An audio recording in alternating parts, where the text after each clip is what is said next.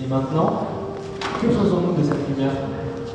Noël n'est pas un point final, c'est un commencement. Ce n'est pas un souvenir, c'est une promesse vivante. Car celui qui est né dans une crèche doit naître aussi dans nos cœurs. Il ne vient pas pour une saison, mais pour une transformation. Alors que cette lumière ne s'éteigne pas en quittant cette salle, qu'elle éclaire vos maisons, vos décisions, vos relations. Qu'elle vous rappelle chaque jour que Dieu est proche, que l'espérance est réelle et que la joie est possible, même dans les nuits les plus sombres.